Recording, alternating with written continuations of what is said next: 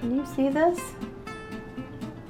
This one pot chicken caper meal is so quick, so easy, so delicious.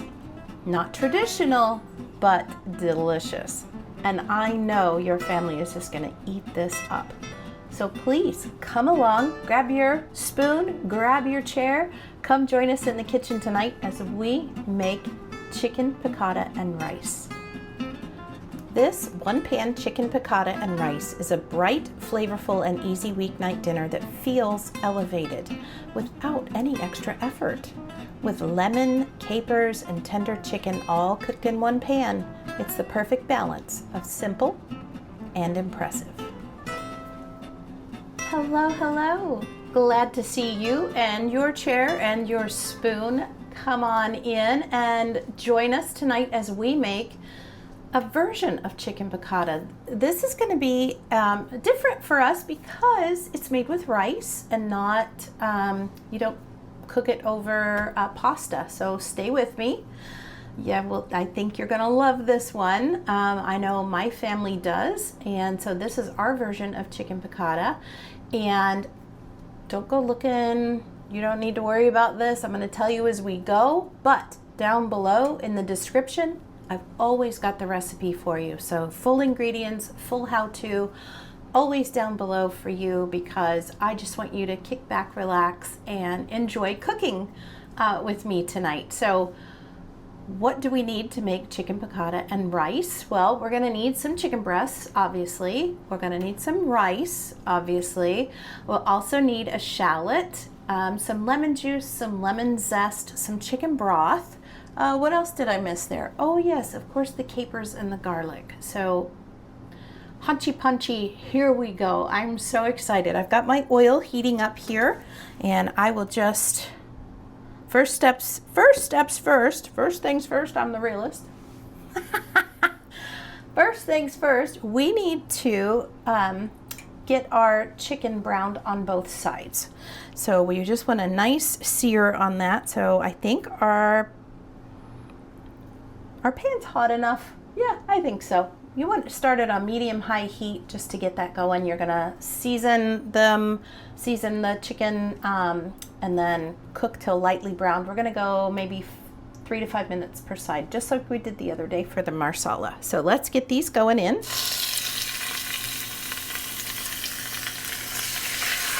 Probably gonna take 2 trips, just like it did the other day.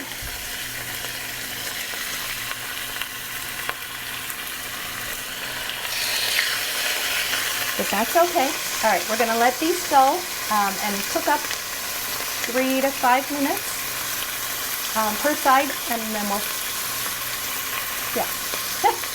we'll let them go 3 to 5 minutes, flipping them, and then we'll put them on a separate plate and do the second batch.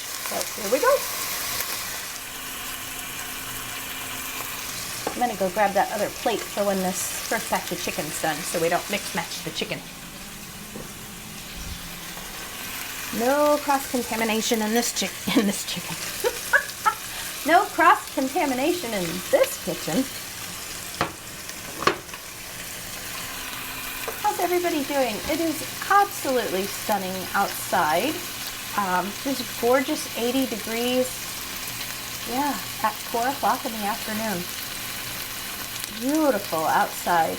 Dogs and I were just lounging out there, chatting with my neighbor over the fence. Beautiful day.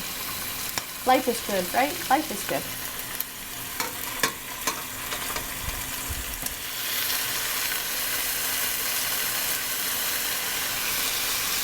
I've also already turned my heat down twice now. So, you know, it's not something where you turn it on medium-high heat and leave it. You know your stovetop. And just keep it at that medium-high heat.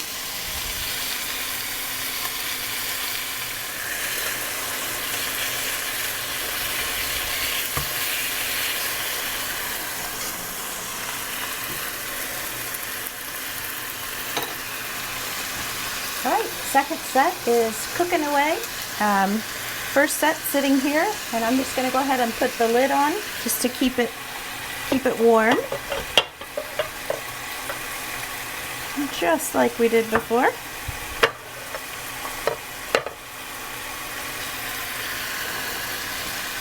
All right, 3 minutes each side, and I'll be right back. And a tip here, don't rush this part. You'll want that brown chicken. You'll want that flavor, that kind of crisp and crunch when you're serving. So don't worry about this. Don't rush this. Let it take its time. Let it brown on both sides. You'll be pleased.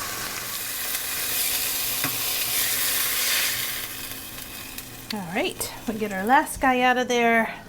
Cover him up. The next thing we want to do is cook the shallot. You can see this pan is warm. This is one whole shallot, and we are just stirring him around to release the flavor. Again, don't worry about the stuff on the bottom. Remember, when we add the chicken stock, this is going to come right up.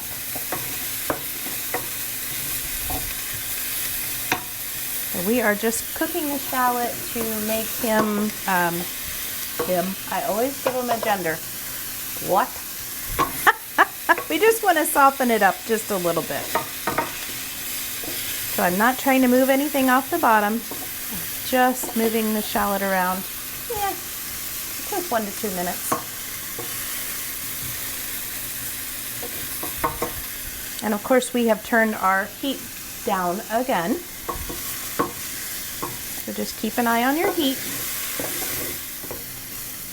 The shallot does come with a pink tinge to it, almost like a red onion.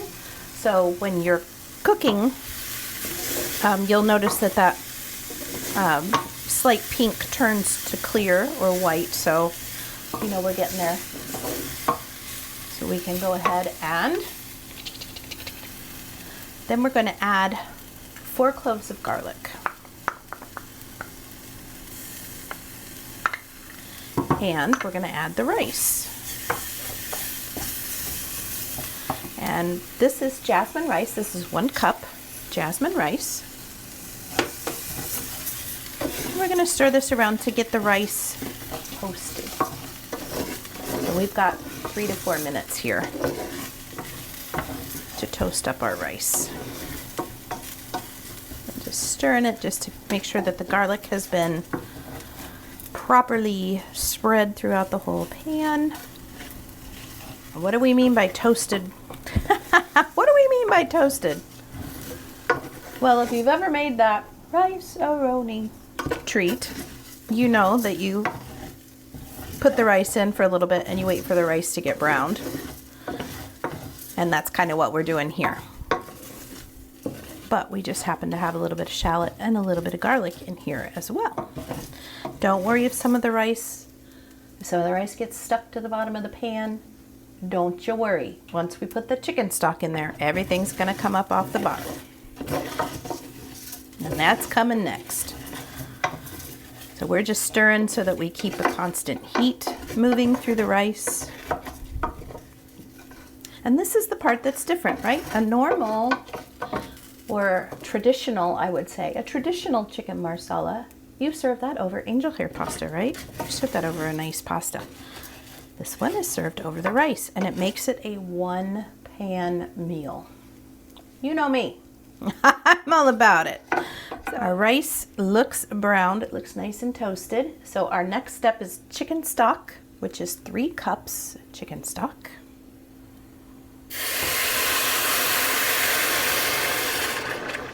Told you all that come right up off the bottom. Then you want lemon zest, which is 2 tablespoons. I took some fresh lemon. And we got some lemon zest going there.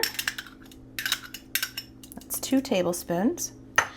And then we also want about 1/4 cup of fresh lemon juice. So those 2 lemons that I zested, each lemon gave me about a tablespoon of zest. And then you want about 1/4 cup of lemon juice, which that's about it for those 2 lemons. That made me happy.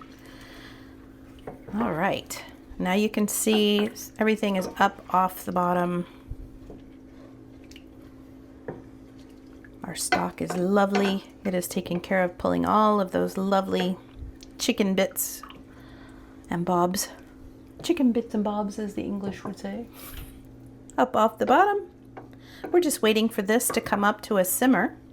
I need to add in the capers as well. Now, 2 tablespoons of capers is what this recipe calls for. I don't know. Oh, look, we left some rice in there. Let me get that out. Went all the rice. 2 tablespoons of capers. But I love capers.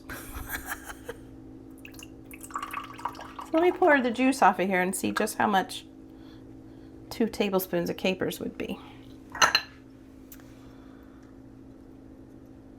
Hopefully. Okay. That's it. I love capers. I might put a little bit more in, y'all. I'm kind of a caper girl. I'm okay if it's a little capery. Aw, and look, it only left that much in the bottom. Do I dare? Do I dare? What do y'all think? Yeah, let's do it. Nobody will know. I love capers. I love them. All right, so that's the whole jar for me. Let you know. Remember, down below is the recipe. So if you want to change anything, you go right ahead. You go right ahead. That's your kitchen. That's the way your family likes it. You go for it. Ooh, that smells delicious. My goodness. What a lovely spring meal this is going to be. All right, this is supposed to come up to a boil, so I'm just turning the heat up just a smidgy. Let's see what we get. Because then we're going to, when it comes up to a boil, I'm going to turn it down to a simmer, put the lid on, let it simmer for 5 minutes. Then we're going to put the chicken back in. So let's just bring this up to a boil. All right, team, welcome back. We've had 5 minutes on the simmer here. And now it's time to add the chicken and any juices remaining back into the pan.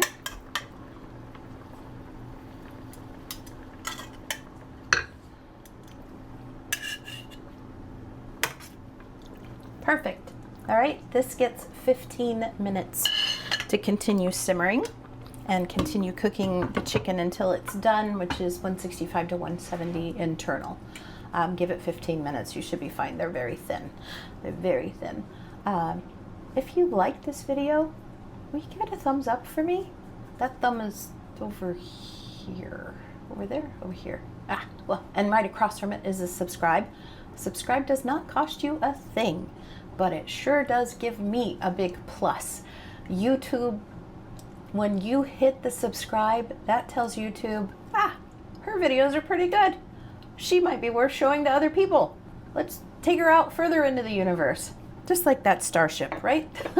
Just like Artemis. Go further into space, young lady. That would help me so, so much. If you give me a like, that's awesome. If you don't feel like doing either of those, could you talk to one of your friends about me? See if maybe they want to join the channel? That would be awesome. I so, so appreciate it. Thank you so much. Okay, 15 minutes. It has been simmering. Let's take that lid off. Oh, it's beautiful. Absolutely stunning. Absolutely stunning.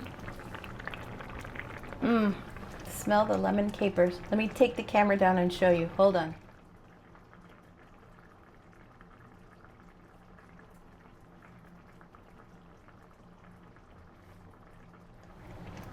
So, last step. We need to put the lid back on. That was supposed to take the lid off. We want to remove it from the heat. Let this stand 5 more minutes. So, take this off. Let it stand 5 more minutes, and then we can plate it and be ready to eat. All right? See you in 5. 5 minutes has gone by, so that means we can take the lid off of this, and optionally, you can put some fresh parsley on, or you can put some dried parsley on just to give it a little extra color. I I'm not going to do that today. That's optional though for you if you'd like. But I am going to plate this up. So we are ready to go. Thank you so much for joining us tonight in the kitchen. So happy you could be with us. Get this ready to go and get hubby's plate ready to go. We're ready to eat. It smells delicious. And I fed the dogs during that 5 minutes. I said, oh, we'll let the dogs eat too. Then we can all eat together. All right, stay tuned for a Zen moment, and we will see you next time in the kitchen. Have a good night. Bye, friends.